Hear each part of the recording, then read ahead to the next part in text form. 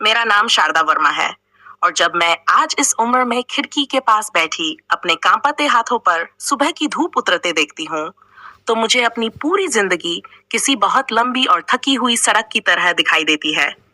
ऐसी सड़क जिस पर मैंने बचपन से अब तक बिना रुके, बिना शिकायत, बिना किसी के सहारे चलना सीखा और हर मोड़ पर खुद से यही कहा कि चाहे दुनिया साथ दे या न दे, शारदा, तुझे खुद को नहीं छोड़ना है। मैं एक छोटे से कस्बे में पैदा हुई थी जहां घर मिट्टी के थे, गलियां संकरी थी और सपने बहुत महंगे माने जाते थे, खासकर अगर वे किसी लड़की के हों। मेरी माँ दूसरों के घरों में काम करती थी और पिता की छोटी सी परचून की दुकान से घर चलता था। कई बार ऐसा हुआ कि रात को रोटी आधी पड़ गई, लेकिन मेरी पढ़ाई कभी आधी नहीं हुई, क्योंकि मेरे पिता कहते थे कि अगर पेट खाली रह जाए तो चल जाएगा, लेकिन अगर दिमाग खाली रह गया तो पूरी जिंदगी भूखी रहेगी। मैं बचपन से ही अलग थी। मुझे गुड़ियों से ज्यादा किताबें पसंद थीं, मेले से ज्यादा लाइब्रेरी और खेल से ज्यादा सवाल। मैं हर चीज के पीछे कारण ढूंढती थी और शायद यही आदत आगे चलकर मेरी ताकत बन गई। स्कूल जाने के लिए मैं रोज 2 किलोमीटर पैदल चलती थी। बारिश में मेरे कपड़े भीगते थे, सर्दी में उंगलियां सुन्न हो जाती थीं, गर्मी में पैरों में छाले पड़ जाते थे, लेकिन मेरी कॉपियां हमेशा साफ रहती थीं, क्योंकि मुझे लगता था कि अगर मेरी लिखावट बिगड़ गई तो मेरे सपने भी बिगड़ जाएंगे। जब मैंने 10वीं की परीक्षा अच्छे नंबरों से पास की तो कस्बे में पहली बार मेरे नाम की चर्चा हुई। कुछ लोग खुश थे, कुछ हैरान और कुछ नाराज, क्योंकि एक लड़की का आगे बढ़ना उस जमाने में कई लोगों को चुभता था। लेकिन मेरे पिता ने मेरी हथेली पर हाथ रखकर कहा कि शारदा, तू सिर्फ अपनी नहीं, बहुत सी लड़कियों की किस्मत बदलने जा रही है। और उस दिन मुझे पहली बार अपनी जिम्मेदारी का वजन महसूस हुआ। 12वीं की तैयारी के दिनों में घर की हालत बहुत खराब थी। माँ बीमार रहने लगी थी, पिता की दुकान पर घाटा हो रहा था। कई बार मुझे लगा कि पढ़ाई छोड़ दूं और कहीं काम कर लूं, लेकिन पिता ने साफ मना कर दिया और बोले कि अगर तू रुक गई तो हम सब हार जाएंगे। और वही वाक्य मेरे जीवन की सबसे बड़ी प्रेरणा बन गया। मैंने 12वीं में पूरे जिले में टॉप किया और उसी साल शहर के कॉलेज में दाखिला मिला। शहर मेरे लिए बिल्कुल नई दुनिया था। वहां लड़कियां बिना डर के हंसती थीं, बसों में बैठती थीं, किताबों पर बहस करती थीं और मैं चुपचाप उन्हें देखती रहती थी और सोचती थी कि एक दिन मैं भी ऐसे ही निडर बनूंगी। कॉलेज जाने के लिए रोज बस का पैसा नहीं होता था। कई बार मैं आधा रास्ता पैदल चलती और आधा बस में, कई बार पूरा पैदल, लेकिन क्लास हमेशा पहुंचती थी। प्रोफेसर मेरी मेहनत देखकर मुझे लाइब्रेरी में काम करने का मौका देने लगे, जिससे मेरी फीस निकलने लगी और मेरी किताबों का इंतजाम हो गया। एमए के दिनों में मैं दिन में कॉलेज, शाम को बच्चों को ट्यूशन, रात को खुद पढ़ाई करती और कई बार नींद किताब पर ही आ जाती। लेकिन जब मैंने एमए की परीक्षा में पूरे विश्वविद्यालय में पहला स्थान पाया तो मुझे लगा जैसे मेरी सारी थकान एक पल में उतर गई हो। उसी साल मुझे एक छोटे से डिग्री कॉलेज में लेक्चर की नौकरी मिल गई। पहली बार जब मैंने अपने नाम के आगे लेक्चर लिखा देखा तो मेरी आंखें भर आईं। मैं घर आई और माँ के हाथ में पहली तनख्वाह रख दी। माँ बहुत देर तक उस पैसे को देखती रही और फिर बोली कि अब हमारी जिंदगी बदल जाएगी, और सच में बदल गई। जब मेरी नौकरी डिग्री कॉलेज में लगी तो मुझे लगा जैसे मेरी जिंदगी की पहली बड़ी लड़ाई जीत ली हो। लेकिन असली लड़ाइयां तो अब शुरू होने वाली थीं, क्योंकि उसी समय मेरी शादी की बातें भी चलने लगीं। रिश्ते आने लगे। कोई कहा लड़की ज्यादा पढ़ी लिखी है, कोई कहता नौकरी करती है, कोई कहता गरीब घर की है। लेकिन फिर एक दिन रमेश वर्मा का रिश्ता आया।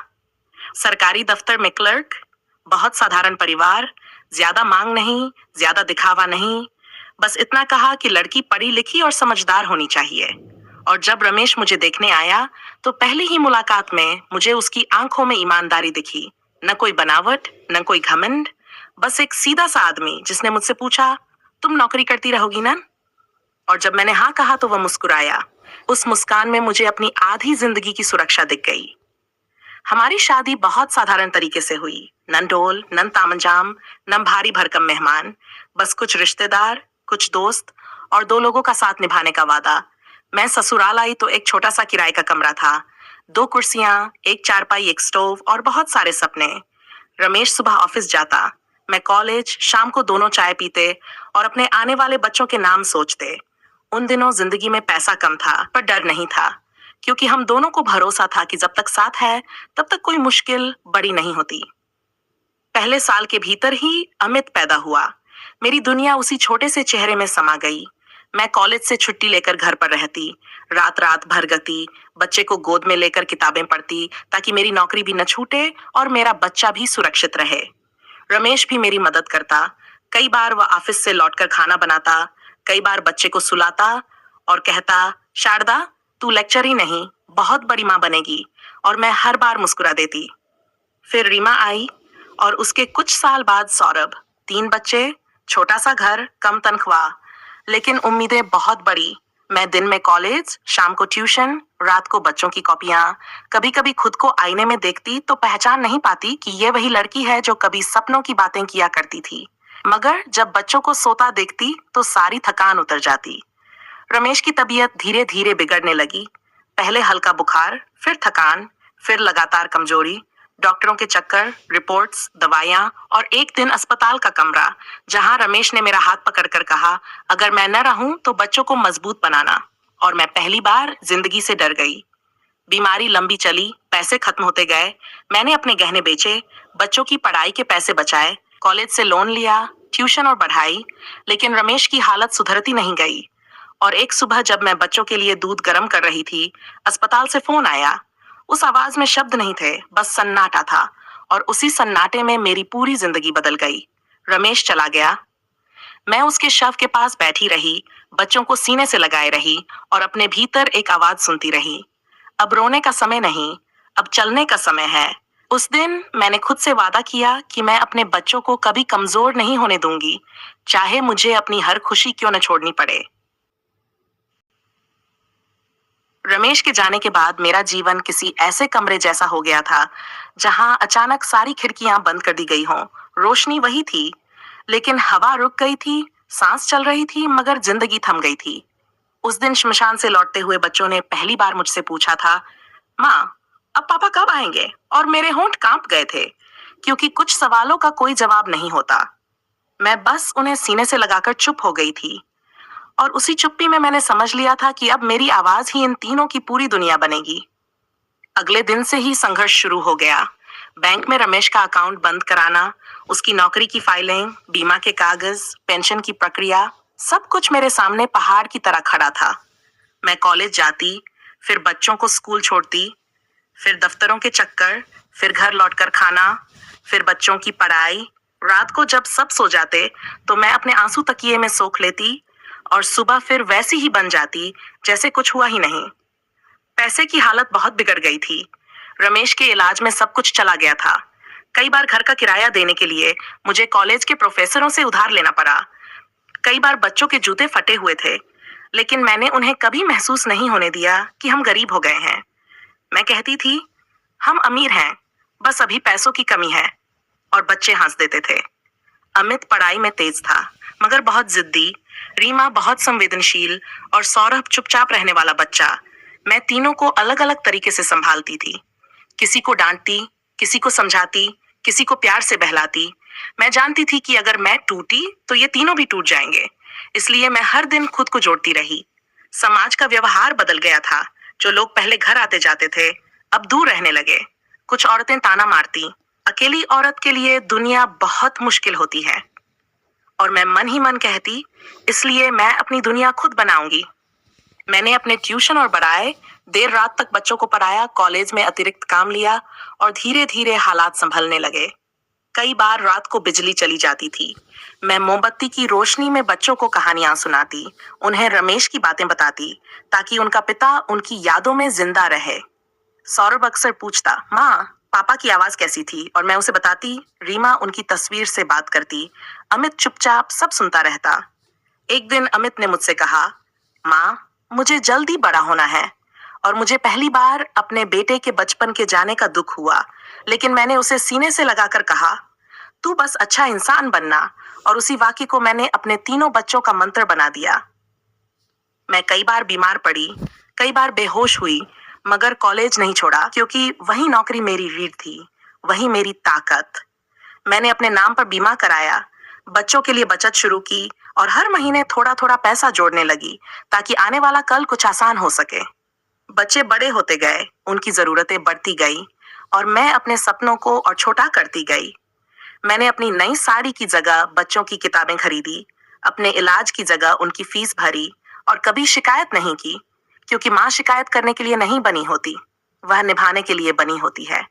कई बार रात को मैं छत पर बैठकर आसमान से बातें करती थी, रमेश को याद करती थी और खुद से कहती थी, शारदा, तू थकी है लेकिन हारी नहीं है, और उसी वाक्य से अगले दिन की शुरुआत करती थी। समय किसी से रुकता नहीं है, न दुख के लिए, न संघर्ष के लिए और न ही किसी माँ के आंसुओं के लिए। मेरे जीवन में भी समय ऐसे ही आगे बढ़ता रहा। बच्चे धीरे धीरे बड़े होने लगे, उनके कंधे चौड़े होने लगे, आवाज में आत्मविश्वास आने लगा और मेरी आवाज उसी अनुपात में धीमी होती चली गई। जैसे जैसे वे अपनी दुनिया बनाते गए, वैसे वैसे मैं उनकी दुनिया से बाहर होती चली गई। अमित कॉलेज में पहुंचा तो उसकी सोच बदलने लगी। अब उसे माँ की मेहनत नहीं, माँ की रोक टोक दिखने लगी। मैं जब उसे देर रात तक बाहर रहने से रोकती तो वह कहता कि माँ, अब जमाना बदल गया है। और हर बार यह वाक्य मेरे दिल में ऐसे उतरता जैसे कोई कह रहा हो कि तुम्हारा समय खत्म हो गया है। रीमा अभी भी मेरी बात सुनती थी, लेकिन उसकी चुप्पी में डर रहने लगा था। वह माँ को दुखी नहीं करना चाहती थी, पर अपने भाई के सामने बोलने की हिम्मत भी नहीं जुटा पाती थी। और सौरभ, वह सबसे ज्यादा खामोश था, शायद इसलिए क्योंकि उसने बहुत कम उम्र में पिता को खोया था। मैंने बच्चों की पढ़ाई में कोई कमी नहीं आने दी। अमित को शहर के बड़े कॉलेज में दाखिला दिलाया। उसके लिए मैंने अपनी वर्षों की बचत तोड़ी। रीमा की पढ़ाई के लिए मैंने अतिरिक्त ट्यूशन लिए और सौरभ को अच्छे स्कूल में रखने के लिए अपने कई शौक हमेशा के लिए छोड़ दिए। लेकिन धीरे धीरे बच्चों की जरूरतों से ज्यादा उनकी इच्छाएं बढ़ने लगीं और इच्छाएं कभी संतुष्ट नहीं होती। घर में अब फैसले मेरे बिना होने लगे थे।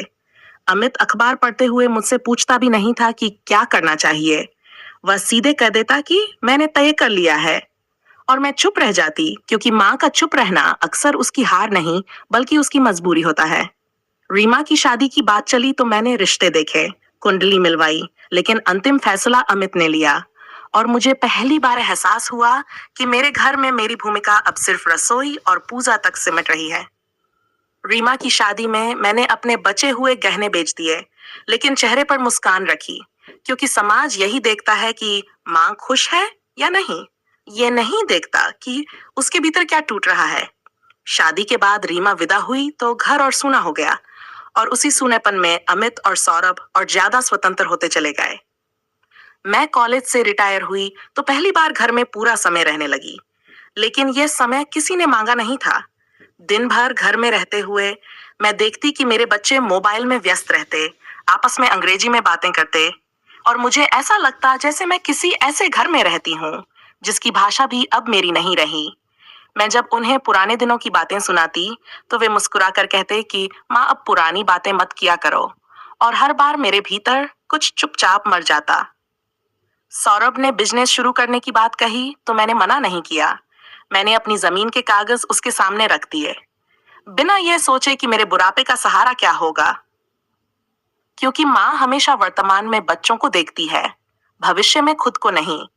अमित ने घर के कागजों की बात छेड़ी तो मुझे लगा कि वह जिम्मेदारी ले रहा है, और मैंने फिर भरोसा किया, क्योंकि माँ का सबसे बड़ा दोष यही होता है कि वह अपने बच्चों पर आखिरी सांस तक भरोसा करती है। धीरे धीरे मुझे घर में बोझ की तरह महसूस कराया जाने लगा। मेरे उठने बैठने, खाने पीने, बोलने चालने पर टिप्पणियां होने लगी। कभी कहा जाता कि माँ ज्यादा दबा लेती हैं, कभी कहा जाता कि माँ को ज्यादा समझ नहीं है, और कभी यह भी कि माँ अब घर के काम में हाथ नहीं बटा पाती। और हर बार मैं अपने कमरे में जाकर खुद से पूछती कि क्या वही माँ अब बेकार हो गई है जिसने इन बच्चों को अपने खून से सींचा था। इसी दौर में वह धोखा धीरे धीरे आकार ले रहा था, जिसके बारे में मुझे तब तक कुछ पता नहीं था। घर के कागज, बैंक के फॉर्म, प्रॉपर्टी की बातें, सब कुछ मेरे सामने रखा जाता और मुझसे कहा जाता कि बस साइन कर दीजिए माँ, और मैं करती चली जाती, क्योंकि मुझे लगता था कि मेरे बच्चों का भला ही मेरा भला है। लेकिन माँ को यह सिखाया ही नहीं जाता कि अपने ही बच्चों से सावधान रहना भी जरूरी होता है। मैं उस दिन को कभी भूल नहीं सकती जब मुझे पहली बार एहसास हुआ कि मेरे अपने ही बच्चे मुझे धीरे धीरे मेरे ही घर से बाहर कर रहे हैं। शुरुआत बहुत सामान्य थी। एक सुबह अमित ने मुझसे कहा, माँ, इन कागजों पर साइन कर दीजिए, बैंक का काम है। मैंने बिना चश्मा लगाए साइन कर दिया, क्योंकि मुझे अपने बेटे पर भरोसा था। फिर एक हफ्ते बाद सौरभ ने कुछ फॉर्म लाकर रखे। माँ, बिजनेस लोन के लिए है, आपका नाम गारंटर में डालना पड़ेगा। मैंने फिर साइन कर दिया, क्योंकि माँ कभी गारंटी नहीं मांगती, माँ खुद गारंटी होती है। महीनों तक ऐसे ही चलता रहा। कोई प्रॉपर्टी का पेपर, कोई बैंक का फॉर्म, कोई बीमा का दस्तावेज, और हर बार वही वाक्य, बस साइन कर दीजिए माँ। मुझे क्या पता था कि हर साइन के साथ मेरी जमीन, मेरा घर, मेरी सुरक्षा मेरे हाथ से फिसलती जा रही है। जब पहली बार सच सामने आया, एक दिन बैंक से नोटिस आया। मैंने पढ़ा, इन भुगतान नहीं होने पर संपत्ति जब्त की जाएगी। मेरे हाथ कांपने लगे। मैं नोटिस लेकर अमित के पास पहुंची। ये क्या है बेटा? उसने बिना मेरी तरफ देखे कहा। कुछ नहीं माँ, टेक्निकल बात है। मैं सौरभ के पास गई। वह बोला, माँ, आपको इन सब में दिमाग लगाने की जरूरत नहीं है। उस दिन पहली बार मुझे अपने ही घर में बिल्कुल अकेला महसूस हुआ। कुछ हफ्तों बाद पड़ोस की महिला ने मुझसे कहा, अरे मां जी, आपको पता है आपका घर तो अब अमित के नाम हो चुका है। मैं हंसी, नहीं, ऐसा नहीं हो सकता। लेकिन जब मैंने कागज निकलवाए तो मेरी दुनिया वहीं बैठ गई। जिस घर में मैंने 50 साल बिताए थे, जिस दीवार में मेरी हंसी, मेरे आंसू, मेरे बच्चों की किलकारियां सब कैद थी, वह घर कानूनी रूप से अब मेरा नहीं था। जब माँ बोझ बन गई, इसके बाद घर में मेरा व्यवहार बदल गया। मुझे धीरे धीरे कमरे तक सीमित कर दिया गया। मेरी दवाइयों की चर्चा होने लगी, मेरे खाने पर ताने पड़ने लगे, मेरे उठने बैठने पर नजर रखी जाने लगी। एक दिन अमित ने साफ कह दिया, माँ, आप अब हमारे ऊपर डिपेंड मत रहा करो। उस वाक्य ने मेरी पूरी जिंदगी मेरे सामने गिरा दी। मैंने कांपते स्वर में पूछा, मैं कहाँ जाऊं? उसने कहा, ओल्ड एज होम भी तो होते हैं। उस रात मैं पूरी रात सो नहीं सकी। मैंने अपने जीवन के सारे दृश्य याद किए, अपने बच्चों की पहली चाल, पहला शब्द, पहली किताब, पहली चोट, और मैंने फैसला किया, मैं बेकार मां नहीं हूं और मैं चुप भी नहीं रहूंगी। अगली सुबह मैं वकील के ऑफिस पहुंची। जब मैंने पूरी कहानी सुनाई तो वकील की आंखें भी भर आईं। उसने कहा, माँ, आप केस जीत सकती हैं। पहली बार किसी ने मुझे माँ नहीं, एक इंसान की तरह सुना। अदालत में बच्चों के सामने खड़ी माँ, कोर्ट में मेरे सामने मेरे बेटे खड़े थे। अमित की आंखों में अपराध नहीं था, सौरभ के चेहरे पर पछतावा नहीं था। जज ने पूछा, आप इस माँ का क्या रिश्ता मानते हैं? अमित बोला, ये मेरी माँ है। लेकिन, वही लेकिन मेरे जीवन का सबसे बड़ा घाव था। मैंने जज की तरफ देखा और कहा, मैंने अपने बच्चों को अपना सब कुछ दिया, आज मेरे पास कुछ नहीं है। क्या यही माँ का इनाम होता है? पूरा कोर्टरूम खामोश हो गया। फैसले का दिन, कई महीनों की सुनवाई के बाद फैसला आया। जज ने कहा, यह संपत्ति इस माँ की है, इन्हें धोखे से वंचित किया गया है। मेरी आंखों से आंसू बहते रहे। मैंने ऊपर देखा, जैसे भगवान से कह रही हूँ, अब मुझे मरने का डर नहीं है। दिन अदालत से निकलते समय मेरे पैरों में जैसे जमीन नहीं थी। सिर भारी था, सांस उखड़ी हुई थी और मन में एक अजीब सी थकान थी। कोई जीत का उत्साह नहीं, कोई बदले की खुशी नहीं। बस इतना एहसास था कि मैंने अपने जीवन की सबसे कठिन लड़ाई अपने ही बच्चों के खिलाफ लड़ी है, और ये ऐसा युद्ध होता है जिसमें जीतने वाला भी भीतर से टूट जाता है। मैं जब घर पहुंची तो वही कमरा, वही दीवारें, वही तस्वीरें, लेकिन अब वे सब मुझे अजनबी सी लग रही थीं। जैसे ये घर मेरा होकर भी अब मेरा नहीं रहा हो, क्योंकि जहां रिश्ते मर जाते हैं, वहां दीवारें भी श्मशान बन जाती हैं। अमित और सौरभ दोनों घर में थे। उन्होंने मेरी तरफ देखा, कुछ पल चुप रहे। फिर अमित ने बेहद रूखे स्वर में कहा कि वकील ने बताया है कि उन्हें अब कुछ दस्तावेज बदलने पड़ेंगे। और उस एक वाक्य में वह सब कुछ था जो उन्हें मेरे दर्द से कोई मतलब नहीं था, सिर्फ अपने नुकसान की चिंता थी। मैंने कुछ नहीं कहा, क्योंकि कुछ रिश्तों में बोलना नहीं, चुप रहना ही सबसे बड़ा जवाब होता है। उस रात मैं देर तक बैठी रही, खिड़की से बाहर अंधेरे को देखती रही और अपने जीवन की पूरी फिल्म मन में चलती रही। वह दिन जब मैंने पहली बार कॉलेज में पढ़ाया था, वह दिन जब पहली तनख्वाह मिली थी, वह दिन जब पति ने कहा था कि तुम सिर्फ मेरी पत्नी नहीं, इस घर की रीढ़ हो। वह रात जब पति की मौत के बाद मैं अकेले बैठकर रोई थी ताकि बच्चे न देखें। वह सुबह जब बच्चों के जूते सिलकर मैंने उनकी फीस भरी थी। वह शाम जब थकी देह के साथ भी मैं मुस्कुराकर उन्हें खाना परोसती थी। और आज वही बच्चे मुझे बोझ समझ रहे थे। उस रात मैं रोई नहीं, बस चुप रही, क्योंकि कुछ आंसू ऐसे होते हैं जो बहने से नहीं, जम जाने से ज्यादा दर्द देते हैं। अगले कई हफ्तों तक अदालत की तारीखें चलती रहीं, कागज आते रहे, बयान होते रहे। हर बार जब मैं कोर्ट में खड़ी होती तो मेरे भीतर की मां नहीं, बल्कि वह स्त्री खड़ी होती जिसने अपना पूरा जीवन ईमानदारी से जिया था, और आज वही ईमानदारी उसका सबसे बड़ा हथियार बन गई थी। कई बार रास्ते में कॉलेज के पुराने छात्र मिल जाते। वे मेरे पैर छूते, पूछते मैडम कैसी हैं, और मैं मुस्कुरा देती। लेकिन मन में यही चलता रहता कि जिन बच्चों को मैंने जन्म दिया उन्होंने मुझे बेकार समझ लिया, और जिन बच्चों को मैंने पढ़ाया वे आज भी मुझे माँ जैसा मान देते हैं। एक दिन कोर्ट से लौटते हुए बारिश होने लगी। ऑटो नहीं मिला। मैं भीगती हुई पैदल चलने लगी। साड़ी भारी हो चुकी थी, पैर दर्द कर रहे थे। लेकिन उसी भीगी सड़क पर चलते हुए मुझे पहली बार लगा कि मैं अभी जिंदा हूं। मैं टूटी हूं, लेकिन मरी नहीं हूं। और जब तक सांस है तब तक कोई भी मुझे पूरी तरह हरा नहीं सकता। घर पहुंची तो अमित ने कहा कि अब कुछ समय मैं ज्यादा बाहर न जाया करूं, क्योंकि पड़ोसी बातें करने लगे हैं। और उस वाक्य में उसके भीतर का डर साफ दिख रहा था। डर लोगों की बातों से, डर समाज से, डर सच से। लेकिन मेरे भीतर अब किसी भी डर के लिए जगह नहीं बची थी। मैंने धीरे से कहा कि जिस दिन से तुमने मुझे इस घर में बोझ समझना शुरू किया, उस दिन से मैं लोगों की बातों से डरना छोड़ चुकी हूँ। वह चुप हो गया। कुछ लोगों ने कहा कि अब आराम करो, लेकिन मैंने तय कर लिया था कि जब तक शरीर साथ देगा मैं पढ़ाती रहूंगी। यह मेरा आत्मसम्मान थी, मेरी पहचान थी, मेरी सांस थी। धीरे धीरे ये केस पूरे शहर में चर्चा का विषय बन गया। लोग कहने लगे कि एक बुजुर्ग माँ अपने ही बेटों से मुकदमा लड़ रही है। कुछ ने मुझे साहसी कहा, कुछ ने बदकिस्मत, कुछ ने जिद्दी, लेकिन किसी ने यह नहीं कहा कि यह माँ सही है, क्योंकि हमारे समाज में माँ का रोना तो स्वीकार्य है, लेकिन माँ का खड़ा होना नहीं। और मैं खड़ी थी, सीधी, शांत, लेकिन अडिग। कोर्ट की लड़ाई चलते चलते मेरे भीतर कुछ बदलने लगा था। जैसे वर्षों से जो आत्मा केवल दूसरों के लिए जी रही थी, अब धीरे धीरे अपने लिए भी सांस लेना सीख रही हो।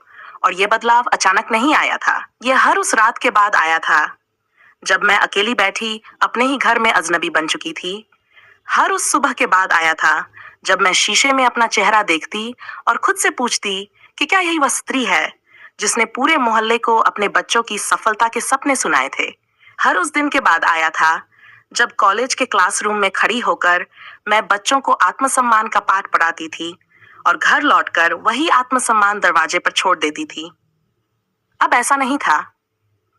अब जब मैं सुबह उठती तो सबसे पहले अपने लिए चाय बनाती, खिड़की के पास बैठकर 2 घूंट ऐसे पीती जैसे किसी बहुत पुराने दोस्त से मिलने आई हूँ।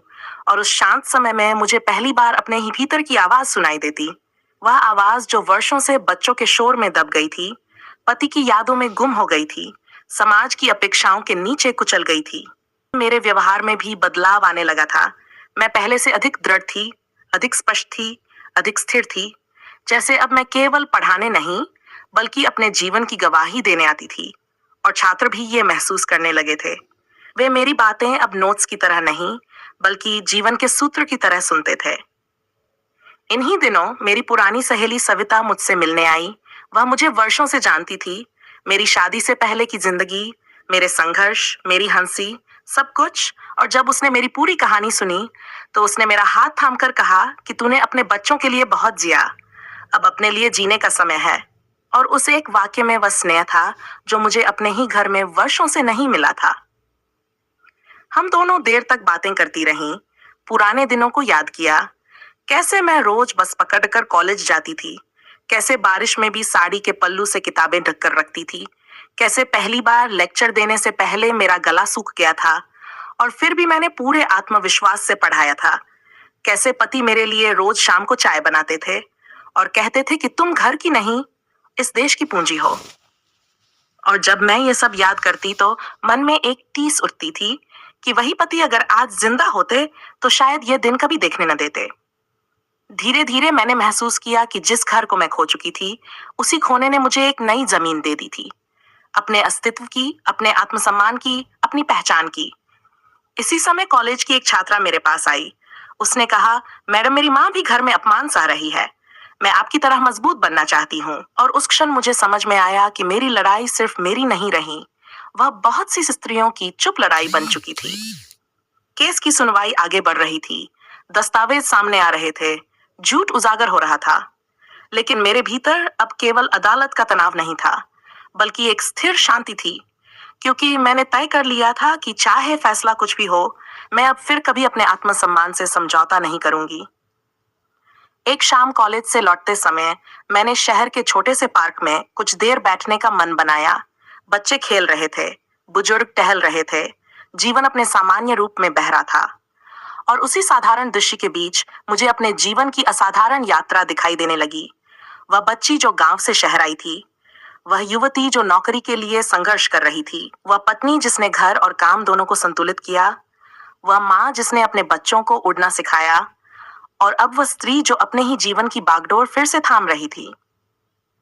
उस शाम लौटते समय मैंने खुद से एक वादा किया कि चाहे आगे कुछ भी हो, मैं अब अपने जीवन के शेष वर्ष सम्मान, शांति और सत्य के साथ जीऊंगी, क्योंकि मैंने बहुत सह लिया है, बहुत खो दिया है, और अब जो बचा है वह केवल मेरा है। और इसी संकल्प के साथ मैं अगले दिन कोर्ट गई, सिर ऊंचा, पीठ सीधी, आंखों में कोई डर नहीं, क्योंकि अब मैं सिर्फ एक माँ नहीं थी, मैं अपने जीवन की स्वामिनी थी। कोर्ट की अगली तारीख पर जो हुआ, उसने मुझे भीतर तक हिला दिया, क्योंकि उस दिन पहली बार मैंने अपने ही बच्चों को इस तरह बोलते देखा, जैसे वे मेरे बेटे नहीं, बल्कि मेरे जीवन के सबसे अजनबी गवाह हो। उनके वकील ने सवाल पूछे, मेरे हर त्याग को एक साधारण कर्तव्य की तरह पेश किया, मेरी हर तकलीफ को बड़ा चढ़ाकर भावनात्मक नाटक बताया। और जब मैंने जवाब देना शुरू किया, तो मेरे भीतर का सारा जीवन जैसे शब्दों में बहने लगा। मैंने बताया कि कैसे मैंने पति की मृत्यु के बाद अकेले दोनों बच्चों को पाला, कैसे ट्यूशन पढ़ाकर, अतिरिक्त कक्षाएं लेकर, हर महीने का किराया, फीस, राशन और दवाइयां संभाली, कैसे रात रात भर जाकर कॉपी जांची और सुबह बच्चों के टिफिन बनाए, कैसे उनकी पहली नौकरी की खुशी में मैंने अपनी चूड़ियां बेच दी थीं, और कैसे उन्हीं चूड़ियों की आवाज आज भी मुझे नींद से जगा देती है। लेकिन अदालत में बैठे वे दोनों बेटे उन सब बातों पर ऐसे बैठे रहे जैसे वह सब किसी और की कहानी हो। जब वकील ने उनसे पूछा कि उन्होंने मुझसे बिना बताए संपत्ति के कागजों पर हस्ताक्षर क्यों करवाए, तो अमित ने पहली बार सिर झुकाया। लेकिन सौरभ ने कहा कि मां को तो कुछ समझ में नहीं आता था, हम ही सब संभालते थे। और उस एक वाक्य ने मुझे भीतर तक तोड़ दिया, क्योंकि एक माँ के लिए सबसे बड़ा अपमान यही होता है कि उसका अपना बच्चा उसे अयोग्य घोषित कर दे। मैंने वहीं खड़े होकर कहा कि अगर मुझे कुछ समझ में नहीं आता था, तो क्या मैंने उन्हें डॉक्टर, इंजीनियर और व्यवसायी बनने तक समझ नहीं दिया था? क्या मैंने हर परीक्षा से पहले उनके माथे पर हाथ रखकर प्रार्थना नहीं की थी? क्या मैंने हर हार में उन्हें संभाला नहीं था? और क्या वही माँ आज इतनी अयोग्य हो गई कि उसे अपने ही जीवन के कागजों की कीमत नहीं पता? कोर्टरूम में कुछ क्षण के लिए ऐसी खामोशी छा गई कि मेरी सांसों की आवाज मुझे खुद सुनाई देने लगी। और उसी खामोशी में मुझे पहली बार अपने जीवन की पूरी यात्रा का सम्मान महसूस हुआ। सुनवाई के बाद जब हम बाहर आए, तो सौरभ ने मुझसे आंखें नहीं मिलाईं, और अमित ने बहुत धीमे स्वर में कहा कि माँ, ये सब जरूरी नहीं था, आप घर में रह सकती थीं, हम आपको संभाल लेते। और मैं मुस्कुरा दी, क्योंकि अब मुझे समझ आ गया था कि उनका संभालना क्या होता है। वह एक ऐसा पिंजरा होता है जिसमें इंसान जिंदा तो रहता है, लेकिन अपने ही अस्तित्व से कट जाता है। इन दिनों घर का माहौल और ठंडा हो गया था, खाना साथ नहीं होता, बात कम होती, और जब होती तो केवल अदालत कागजों की। और इसी दूरी के बीच मैं पहली बार अपने ही घर में एक अतिथि बन गई थी, जो चुपचाप आती है, चुपचाप जाती है, और किसी को उसकी मौजूदगी से कोई फर्क नहीं पड़ता। उस शाम जब मैं घर लौटी, तो पहली बार मेरे भीतर कोई डर नहीं था, कोई झिझक नहीं थी, केवल एक स्थिर निश्चय था, जैसे जीवन ने मेरे सामने दो रास्ते रख दिए हों, और मैं बिना किसी संदेह के एक को चुन चुकी हूँ। मैंने अपने कमरे में बैठकर बहुत देर तक सोचा नहीं, क्योंकि कुछ फैसले सोच से नहीं, आत्मा से लिए जाते हैं। और फिर मैं बाहर आई। ड्राइंग रूम में अमित और सौरभ दोनों बैठे थे, टीवी चल रहा था, लेकिन उस कमरे में वर्षों से कोई संवाद नहीं चल रहा था। और मैंने उसी सन्नाटे में बहुत शांत स्वर में कहा कि मुझे आप दोनों से एक जरूरी बात करनी है। वे दोनों मेरी तरफ देखने लगे। शायद उन्हें लगा कि फिर कोई अदालत, कोई कागज, कोई बहस। लेकिन मेरी आवाज में आज वह सब नहीं था। आज उसमें एक अजीब सी शांति थी। मैंने कहा कि मैं इस घर को किसी वृद्ध आश्रम को दान करना चाहती हूँ, ताकि वह घर जहाँ एक माँ को अपमान मिला अब उन लोगों का सहारा बने जिन्हें अपने जीवन के आखिरी दिनों में एक छत की जरूरत होती है। और साथ ही मैंने ये भी कहा कि उसी आश्रम में मैं खुद भी रहूंगी, क्योंकि अब मैं अपने जीवन के शेष वर्ष किसी बोझ की तरह नहीं, बल्कि एक इंसान की तरह जीना चाहती हूँ। कमरे में जैसे हवा थम गई। अमित ने हैरानी से कहा कि माँ, ये क्या कह रही हो? यह हमारा घर है। और मैंने पहली बार बिना कांपे कहा कि नहीं बेटा, ये मेरा जीवन है, और जो जीवन मुझे यहाँ नहीं मिला वह मैं कहीं और ढूंढूंगी। सौरभ ने कहा कि लोग क्या कहेंगे? और मैंने मुस्कुराकर जवाब दिया कि जिस दिन से मैंने अपने आत्मसम्मान को बचाना शुरू किया है, उस दिन से मैंने लोगों की अदालत में पेश होना छोड़ दिया है। मैंने उन्हें बताया कि मैंने वकील से बात कर ली है, सारे कागज तैयार हो रहे हैं, और ये मेरा अंतिम निर्णय है। इसमें ना कोई जिद है, ना कोई क्रोध, बस अपने लिए थोड़ा सा सच बचाने की कोशिश है। और ये कहते हुए मुझे अपने भीतर वर्षों बाद हल्कापन महसूस हुआ, जैसे किसी ने मेरी छाती से भारी पत्थर हटा दिया हो। उस रात मैं अपने कमरे में बैठी बहुत देर तक खिड़की से बाहर अंधेरे को देखती रही। लेकिन उस अंधेरे में मुझे पहली बार डर नहीं लगा, बल्कि एक नया सवेरा दिखाई देने लगा। क्योंकि कुछ लोग घर छोड़ते हैं तो टूट जाते हैं, और कुछ लोग घर छोड़ते हैं तो खुद को पा लेते हैं। और मैं अब खुद को पाने की राह पर चल पड़ी थी। उस रात जब मैंने ये निर्णय सुना दिया, उसके बाद घर में किसी ने मुझसे बहस नहीं की, किसी ने मुझे रोकने की कोशिश नहीं की। शायद वे भी भीतर ही भीतर समझ चुके थे कि कुछ फैसले रोके नहीं जाते, बस स्वीकार किए जाते हैं। और अगली कई सुबहें कागजों, दस्तावेजों और हस्ताक्षरों में बीती। वह घर जो कभी मेरे पति के सपनों का ठिकाना था, मेरे बच्चों की किलकारियों से भरा था, अब कानूनी रूप से एक वृद्ध आश्रम बनने की राह पर था। और अजीब बात यह थी कि जैसे जैसे वह घर मेरे हाथों से निकलता जा रहा था, वैसे वैसे मेरे भीतर का बोझ भी हल्का होता जा रहा था। जिस दिन अंतिम दस्तावेज पर मेरे हस्ताक्षर हुए, उस दिन मैंने उसी घर के आंगन में बहुत देर तक खड़े होकर दीवारों को देखा, छत को देखा, दरवाजों को देखा, और फिर मन ही मन कहा कि तुम सबने मुझे बहुत कुछ दिया है, लेकिन अब मेरा रास्ता यहाँ से आगे है। और उस क्षण मुझे कोई दुख नहीं हुआ, केवल शांति हुई, ऐसी शांति जो आंसुओं से नहीं, स्वीकार से पैदा होती है। कुछ दिनों बाद जब मैं उस वृद्ध आश्रम के कमरे में अपनी छोटी सी अलमारी रख रही थी, अपने कपड़े सजा रही थी, अपनी किताबें शेल्फ पर रख रही थी, तब मुझे लगा जैसे मैं कोई बोझ नहीं, कोई मेहमान नहीं, बल्कि अपने ही जीवन के नए अध्याय में प्रवेश कर रही हूँ। वहां कोई मुझे माँ, ये करो माँ, वह करो नहीं कह रहा था। वहां लोग मुझे मेरे नाम से बुला रहे थे। और इतने वर्षों बाद अपना नाम सुनना भी कितना बड़ा सुकून देता है, ये मैं तब समझ पाई। शाम को हम सब लोग साथ बैठकर चाय पीते, अपने जीवन की कहानियां सुनाते। कोई अपने बेटों की शिकायत करता, कोई अपनी बेटी की, कोई अपने अकेलेपन की। और उन सब के बीच बैठी मैं पहली बार अपने दर्द को बिना शर्म, बिना डर, बिना अपराध बोध के शब्दों में डाल पा रही थी। और जब कभी रात को सोने से पहले खिड़की से आसमान देखती, तो मन में यह एहसास होता कि मैं आज भी वही स्त्री हूँ जिसने कभी कॉलेज में खड़े होकर बच्चों को आत्मसम्मान का अर्थ सिखाया था, और आज मैं वही पाठ खुद जी रही हूँ।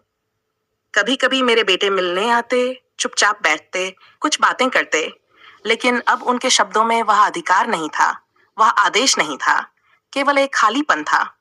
और शायद वही खालीपन उनका सबसे बड़ा सबक बन चुका था, क्योंकि कुछ रिश्ते तब समझ में आते हैं जब वे हाथ से निकल जाते हैं, और कुछ गलतियां तब दिखती हैं जब उन्हें सुधारा नहीं जा सकता। और जब एक शाम आश्रम के बरामदे में बैठी हुई मैं डूबते सूरज को देख रही थी, तो मुझे लगा कि जीवन ने मुझे बहुत कुछ छीन लिया, लेकिन उसने मुझे मेरा आत्मसम्मान लौटा दिया। और यही उसकी सबसे बड़ी कृपा थी, क्योंकि जिनके पास आत्मसम्मान होता है वे अकेले नहीं होते, वे बस स्वतंत्र होते हैं। इस पूरी यात्रा का यही संदेश था कि माँ होना त्याग का नाम है, पर मिट जाने का नहीं। रिश्ते निभाना प्रेम है, पर आत्मा को गिरवी रखना नहीं। और जिस दिन कोई स्त्री ये समझ लेती है कि उसका जीवन भी उतना ही मूल्यवान है जितना दूसरों का, उसी दिन उसका भविष्य उजाला बन जाता है। अगर आपको ये कहानी दिल तक पहुंची हो, तो दोस्तों इसे अपने दिल में संभाल कर रखिए और ऐसी ही कहानियों के लिए हमारे चैनल को जरूर सब्सक्राइब कीजिए, क्योंकि हर कहानी किसी न किसी की जिंदगी बदलने आती है। और इस माँ की कहानी यही कहकर समाप्त होती है, मैं किसी की बेकार माँ नहीं थी, मैं बस देर से अपनी कीमत समझ पाई।